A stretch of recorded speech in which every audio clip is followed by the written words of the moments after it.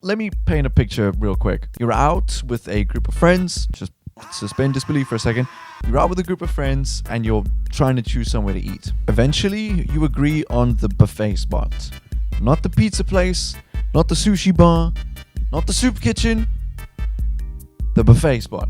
Okay? Now think to yourself, would it feel right to only dish yourself mac and cheese the whole night while you're at the buffet? Probably not. Listen, I love a good mac and cheese, but that's not why you came to the buffet. You are limiting the experience for yourself. This is how I feel about video games. Every time I look at my Steam library or my shelf of games, I walk into this metaphorical buffet. Am I gonna have the same thing I had last night? I really liked what I had last night, but what if there's something else available that I like even more? I don't know, so I try. I feel a little bit silly if I boot up the same game too many nights in a row. We all get into phases where we obsess over one single game for a period of time. I mean, hell, all my hours in Stardew Valley come from like one single month. Even still, I feel the library of untouched games just looming over me. Any one of them could be my new favorite, and I just won't know until I give it a try. I've developed habits that I'm gonna call buffet gaming. A little bit of this, a little bit of that. No pressure, like at all. And that's just the thing, right? When you go to a buffet, you just dish up whatever bullshit just to give it a try. You don't have to like it. You don't even have to finish it, but you have to at least try it. Feels rude not to. I don't get why we don't treat games like this more often. I feel like we take starting them really seriously. Obviously, the financial investment in buying a new game versus going out to eat is different, but also they're closer than you'd think. Eating out does get expensive pretty fast. Listen, I'm not saying you go out and buy every single remotely interesting looking game on Steam just in case you might like it. But also, if you're on PC, you might know of other ways to play these games. I personally don't know, but you might know. My point is, we can sometimes fixate on starting a new game and blow it up into something big and daunting. In reality, it's not as big as a commitment as we might feel it is. When you're at a buffet and you dish up something you've never tried before, you don't even give it a second thought. It's on your plate, so you just pop it in your mouth. And then once you've chewed it and swallowed it, you can then decide, am I gonna have some more or just leave it there for tonight? Why the hell is it so hard to treat games like this? It's on my plate, it's in my library, I already own it.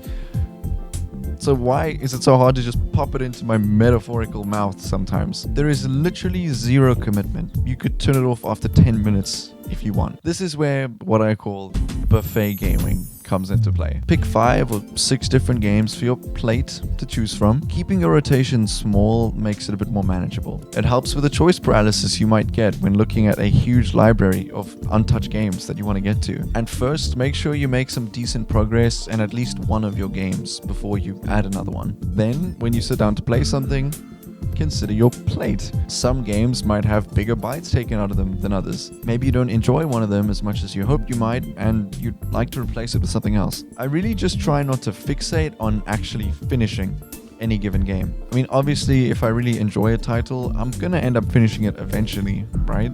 But until recently, I felt like I needed to finish every single game that I played, which I just don't think is a really helpful mindset to have. That might sound pretty counterintuitive, and whether you agree with me or not really depends on what your personal gaming habits are. But I do believe that there are some good reasons to think this way. The most obvious reason is the amount of time it might take to actually beat a game. If you intend on finishing a game, you might be tempted to look up how long it'll actually take to do so. And that information could have an impact on whether or not you plan on picking it up. For example, I've always been interested in the Persona series, but it's taken me so long to actually try one because I know how long these games can take to beat. I didn't even know if I'd like these games to begin with, so seeing the long completion times really felt like a weight that I couldn't commit to on a whim. But that's just my point. There is no commitment, like at all.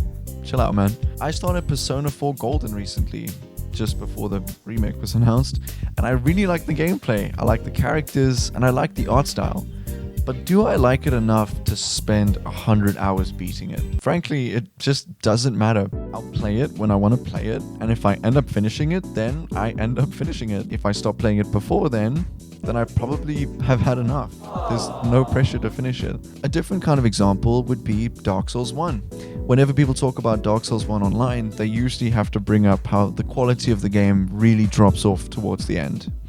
And it's kind of discouraging to hear that as like a newer player. Even though I try not to think about it, it still comes to mind whenever I pick up this game to continue my save file. But, counter argument, I'm not there yet. And if I do get there, then I can decide whether it's a deal breaker or not. Why should I worry about it now? But Sasha, I hear you all ask, what is on your plate? I'm glad you asked. I was feeling really shy. I didn't know if it was appropriate to talk about it yet. My plate is so fucking full. Like, I need to get it under control. I need to listen to my own advice here. Like, this kind of messed up. My main course at the moment is Cyberpunk 2077. I'm doing my second playthrough after like 3 years with the DLC and everything. This game is so good. Seriously, one of the best games of all time. Genuinely. I'm gonna make a whole video about it. I'm slowly getting through LA Noire on my PS3. This game is so great just because it's so unique. Like, AAA studios used to make unique and different games like this. Like, it's like the video game version of Cluedo, or Clue, whatever you call it in your country. I'm also very slowly getting through Metal Gear Rising, which is like the most hell yeah game ever. It's so stupid how like cool it is. If you haven't tried Metal Gear Rising yet, please do. It's like so metal.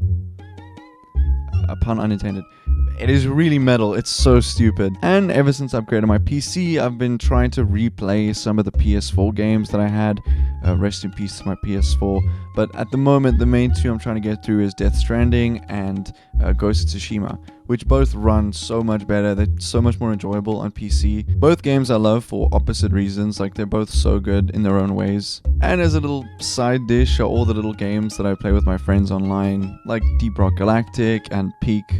I think the new Peak update is really good. I think it's great that this game is still being supported. And then other little things on the side is like whatever FPS we're playing. So it's sometimes the finals. I hate Apex Legends. And for dessert, I've got a whole list of games that I pick up less often that I would like to play more. But games like Pokemon Legends Arceus, Pacific Drive, Persona 4, a bunch of other indie games. So as of August 2025, that is the dish. Say something nice about it. Yeah, there you go. The more I think about it, the more that I realize gamer procrastination is just worrying about things that haven't happened yet. That's like all procrastination, actually. Never mind. I am really just projecting at this point. I'm juggling quite a few games at the moment, and it is really satisfying to slowly chip away at them all at the same time. I'm not concerned about finishing any of them. I'm not concerned about 100% completing any of them, because I know if I really enjoy it, I will end up rolling credits on it anyway without even thinking about it. So, what is the moral of the story? Probably to play more games, but not like spending more time playing games, more like spend your game playing time playing more games, a wider variety of games. I don't know. Also, food analogies are really useful. Like, you could make a food analogy about anything. I dare you right now to try that. Anyway, thanks for listening to me waffle about. I'll see you next time. Cheers. Ground control to Major Tom.